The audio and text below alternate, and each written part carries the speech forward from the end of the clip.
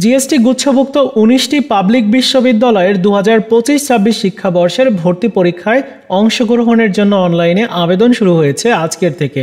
কিভাবে তোমরা বাসায় বসে নিজের আবেদন নিজে করবে আজকের ভিডিওতে পুরো নিয়মটা তোমাদেরকে দেখিয়ে দেব।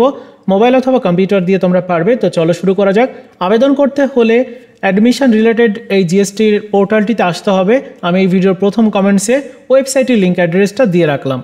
আসার পরে তুমি প্রথমেই দেখতে পারবে আবেদন যোগ্যতা রয়েছে। একটু বলে দিই, এই ইউনিটে আবেদন করতে হলে বিজ্ঞান শাখার হতে হবে, এসএসসি এইচএসসিতে আলাদা করে জিপিএ চতুর্থ বিষয় ৩.২৫ থাকতে হবে এবং মোট জিপিএ ৭.০০ লাগবে। বি ইউনিটে মানবিক শাখার হতে এসএসসি এইচএসসিতে আলাদা করে জিপিএ চতুর্থ বিষয় ৩.০ মোট জিপিএ ৬.০০। সি ইউনিটে বাণিজ্য শাখা হতে এসএসসি এইচএসসিতে আলাদা করে জিপিএ ৩.০ চতুর্থ বিষয় সহ এবং মোট জিপিএ ৬.২৫ থাকলে আবেদন করা যাবে।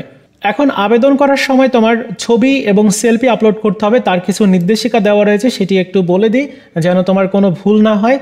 ফটোর নির্দেশিকায় বলা হচ্ছে যে সাদা ব্যাকগ্রাউন্ডের সদ্য তোলা ৩০০x৩০০ পিক্সেল সাইজের স্পষ্ট স্টুডিও কোয়ালিটির রঙিন জেপিজি ফরম্যাটের ছবি, সাইজ হতে হবে ১০০ কিলোবাইটের বেশি নয়, এমন ছবি আপলোড করতে হবে।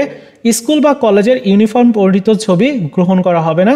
ছবিতে প্রার্থীর ২ কান খোলা থাকতে হবে এবং ছবিটির উচ্চতার ২/৩ প্রার্থীর মুখমণ্ডল থাকবে।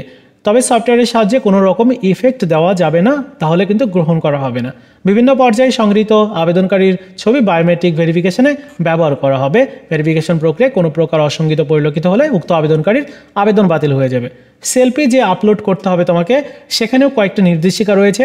সেলফি অবশ্যই আলোকোজ্জ্বল স্থান থেকে তুলতে হবে। প্রার্থীর মুখমণ্ডল ও ২ কান খোলা থাকতে হবে।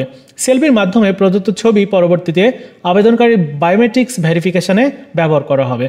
এবারে চলো আবেদন প্রক্রিয়াটি দেখে নেওয়া যাক। আবেদন করতে হলে আবার অ্যাপ্লিকেশন অপশনে আসতে হবে।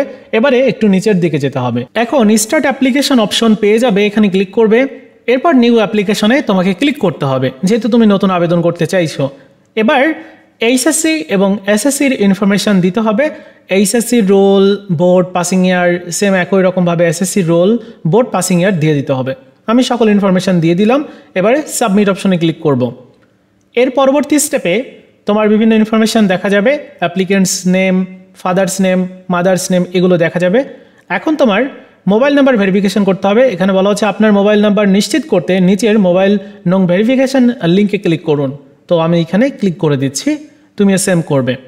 এবার তোমার মোবাইল নাম্বারটা দিতেও বলছে এবং বলা হচ্ছে ভর্তি পরীক্ষার জন্য আবেদন শুরুর পূর্বে আপনার মোবাইল নাম্বার নিশ্চিত করুন। মোবাইল নাম্বার অবশ্যই প্রার্থীর নিজের অথবা অভিভাবকের হতে হবে। প্রার্থী ভর্তি পরীক্ষা সংক্রান্ত সকল প্রকার যোগাযোগ প্রদত্ত মোবাইল নাম্বারের মাধ্যমে করা হবে। একই মোবাইল নাম্বার একাধিক প্রার্থীর জন্য ব্যবহার করা যাবে না। দোকানে গিয়ে আবেদন করলে আবার দোকানের নাম্বারটা দিয়ে এসো না। যাই হোক, আমি এখানে একটা মোবাইল নাম্বার দিয়ে দিচ্ছি, নিজের মোবাইল নাম্বার, মানে যে শিক্ষার্থীর অ্যাপ্লাইটা আমি করছি। মোবাইল নাম্বারটা দেওয়ার পর এবারে সাবমিট অপশন আমি ক্লিক করব। এখন বলছে যে আপনার প্রদত্ত মোবাইল নাম্বারে একটি ৪ ডিজিটের ভেরিফিকেশন কোড পাঠানো হবে। সো আমি এখানে কোড পাঠান যে অপশন রয়েছে এখানে ক্লিক করব।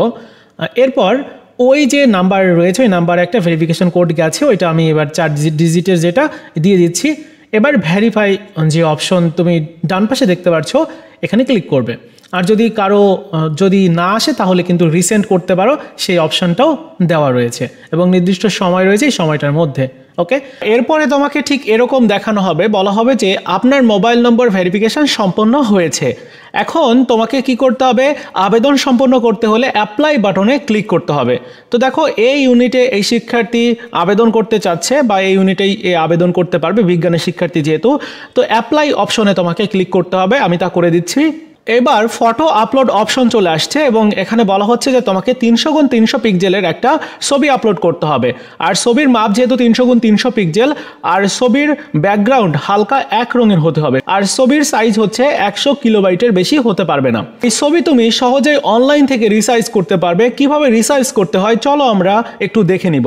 অনলাইনের মাধ্যমে ছবি রিসাইজ করার জন্য তোমাকে গুগলে চলে আসতে হবে। এবার সার্চ বারে সার্চ করতে হবে পিক রিসাইজ লিখে। পিক রিসাইজ লিখে সার্চ করলে প্রথম যে ওয়েবসাইটটা তুমি দেখতে পাচ্ছ এই ওয়েবসাইটের উপরে ক্লিক করবে। এরপর এরকম একটা ইন্টারপেজ ওপেন হবে। এখানে তুমি ড্রাগ অ্যান্ড ড্রপ অপশন দেখতে পাচ্ছ, এখানটাতে ক্লিক করে যেখানে ছবিটি রাখা রয়েছে ওইখান থেকে ছবিটি নিয়ে আসবে।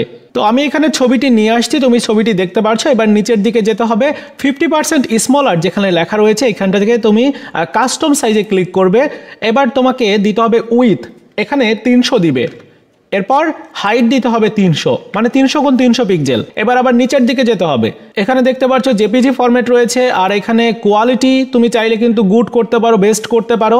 এরপর এখানে ফাইল সাইজ অবশ্যই 100 কিলোবাইটের কম দিতে হবে, তাই তুমি এখানে চাইলে 99 কিলোবাইট এরকম দিতে পারো।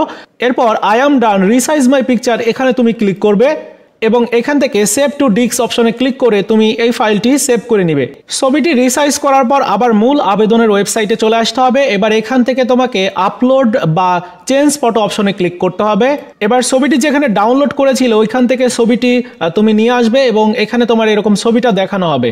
এবার কি করতে হবে, নেক্সট অপশনে ক্লিক করতে হবে, আমি তা করে দিচ্ছি। এরপর যে অপশনটা আসছে এখানে বলা হচ্ছে সেলফি আপলোড করতে হবে, আর ক্যাপচা বা চেঞ্জ সেলফি এখানে ক্লিক করে তোমার নিজের ডিভাইসের ক্যামেরা দিয়ে তোমাকে সেলফি তুলতে হবে, অথবা যদি তোমার নিজের ডিভাইসে ক্যামেরা না থাকে তাহলে অন্য ডিভাইসে তোমার দেখতে পাচ্ছ captcha with another device click করে একটা কিউআর কোড আসবে, ওইটা তোমার মোবাইল অথবা তোমার ওয়েবক্যাম যুক্ত কম্পিউটার সেখানে তোমার ক্যামেরা দিয়ে স্ক্যান করতে হবে, আর সেখান থেকে একটা সেলফি তুলে দিতে হবে। এরপর সেলফির মাধ্যমে তোমার প্রদত্ত ফটোটি পরবর্তীতে আবেদনকারীর বায়োমেট্রিক ভেরিফিকেশন হিসাবে ব্যবহৃত হবে।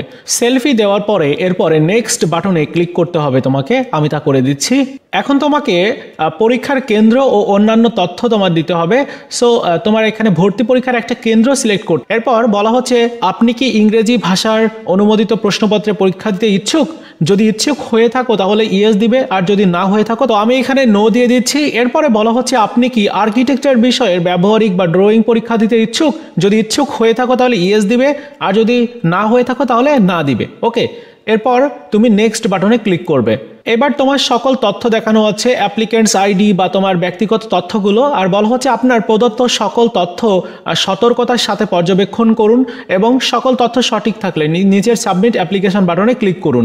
তো সাবমিট অ্যাপ্লিকেশন এই যে অপশনটা তুমি দেখতে পাচ্ছ এখানটাতে ক্লিক করতে হবে, আমি তা করে দিচ্ছি। এখন তোমাকে দেখানো হচ্ছে এই ইউনিটে আবেদনের জন্য একটি বিল প্রস্তুত করা হয়েছে এবং বিল সংক্রান্ত তথ্য নিচে প্রদত্ত হলো, আর এখনই বিল পরিশোধ করতে নিচের মেক পেমেন্টস এখানে ক্লিক করতে হবে এবং বিল পরবর্তীতেও পরিশোধ করা যাবে সেই বিষয়টি উল্লেখ করেছে।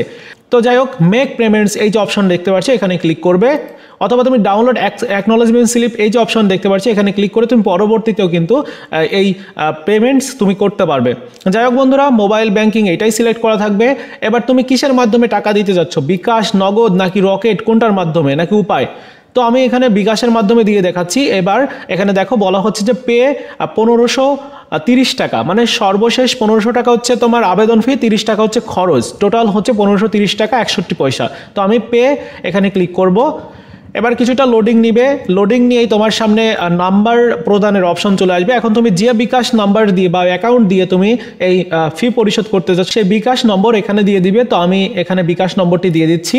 বিকাশ নম্বরটি দেওয়ার পর এরপর কনফার্ম বাটনে ক্লিক করতে হবে, আমি তা করে দিচ্ছি। এবার ওই বিকাশ নম্বরে একটা ভেরিফিকেশন কোড বা ওটিপি পাঠানো হয়েছে, সেই ওটিপি এখানে দিয়ে দিতে হবে। ওটিপি দেওয়ার পর এরপর তোমার ওই বিকাশ অ্যাকাউন্টের যে পিন নাম্বার রয়েছে সেই পিন নাম্বারটি দিতে হবে। এরপর কনফার্ম করলেই তোমার যে পেমেন্টস সেটি কিন্তু কমপ্লিট হয়ে যাবে। এই হচ্ছে পেমেন্টস করার পদ্ধতি। পেমেন্টস সম্পন্ন হয়ে গেলে এখানে দেখাবে যে আপনার পেমেন্টস সম্পন্ন হয়েছে, তোমরা স্ক্রিনে যেরকমটা দেখতে পাচ্ছ। এরপর তুমি যদি তোমার প্রোফাইলে লগ ইন করো তাহলে তোমার প্রোফাইলে আসলে তুমি দেখতে পারবে স্ট্যাটাসে দেখাচ্ছে কমপ্লিটেড। সো এভাবে কিন্তু তোমার আবেদন করতে হবে যেভাবে দেখালাম। তোমরা চাইলে কিন্তু আবেদন ফি আজকে না দিয়ে আগামীকাল পরশু দিতে পারো। যাই হোক বন্ধুরা, এই ছিল আজকের মতো ভিডিও। দেখা হচ্ছে নতুন ভিডিওতে। ভালো থাকো সবাই, ধন্যবাদ।